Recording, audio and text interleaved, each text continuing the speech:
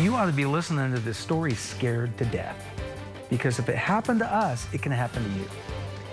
You may have seen these bright neon signs popping up all over northern Nevada. We have the story behind them. Topping 2 News at 4:30. Good afternoon, everyone. I'm Ariana Bennett. And I'm Kristen Revington. Thank you for keeping it here with us. If you've been around town, you might have seen signs with positive messages written on them. Landon Miller is here to tell us what they are all about. Right, so here's one of the signs right behind me. You see it right here, they're pretty bright. And I first noticed them when I was riding my bike to my dad's house one night. And I thought, what are these about? So I asked one of the neighborhood kids and he gave me the answer. So tonight, I want to share the message with you behind them. Driving down Riverside Drive, these bright signs catch the eye on a very gray day. Not only is their color luminous, but their messages are too. They're popping up because of this kid, 13-year-old Alec Murray. In fact, the same signs are in front of his parents' house in Reno. Wow, I forgot how much ranch dressing that kid could eat. As a young child, Alec was just like any other kid, really. He loved dogs and he loved his friends a lot. Yeah, he was very loyal. Loyal and apparently normal. Like most 13-year-olds, he wanted a new iPhone for his upcoming birthday and for getting good grades. It was a Saturday afternoon in June when his parents agreed. In retrospect, I'm super glad that we had agreed. Shortly after that conversation, Paige and Lee went to the movies. Alex stayed home. And we said goodbye, and that was the last time we saw him.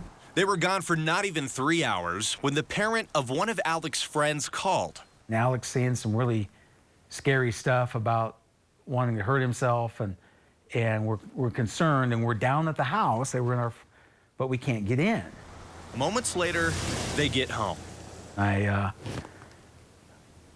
opened the door, ran straight back to Alec's room, and as I was coming through the Jack and Jill bathroom, I found him. So we were too late. Alec took his own life with the family's handgun. He was 13. His parents say he had no prior signs of depression. He did not do drugs nor alcohol. They think it was just one single moment of weakness, possibly because of a breakup that cost him his life. By talking about it, it helps us heal, but it also maybe will help some other family avoid, a similar tragedy. Traditionally, suicides are hush-hush. They want parents and teens to see what one rash decision can do. Which brings us back to the signs. A family friend discovered them, started printing them, and handed them out. They'll also go up at most schools in Washoe County. It was important for me to not have Alec be that guy that we whisper away. Even though the signs are so bright, and even though the story behind them is so dark, the family wants people to realize that all of us are loved. How many other lives do you affect if you were gone? Thousands. That's how many people knew of Alec when he was alive. But after his death, the 2 people that knew him the most say their lives will never be the same. Dinner time is only 3 place settings, not 4. It's the simple things. He might have been the last guy who touched the jam. Like having more ranch dressing or jam than usual that are the harshest of reminders. It's those little things that they're like a dagger right in your heart. Yeah.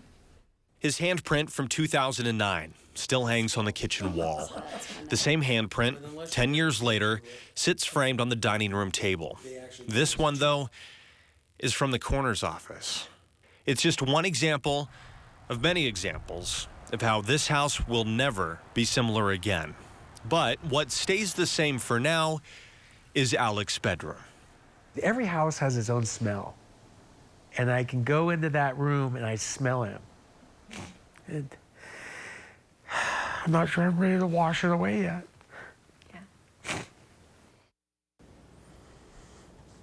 And the family wants me to reiterate this to everyone watching his story tonight, and that would be the National Suicide Prevention Lifeline. That's 1-800-273-8255 that spells out the word TALK. And the family also says that donations can be made to the Crisis Support Services of Nevada and Alec's memory.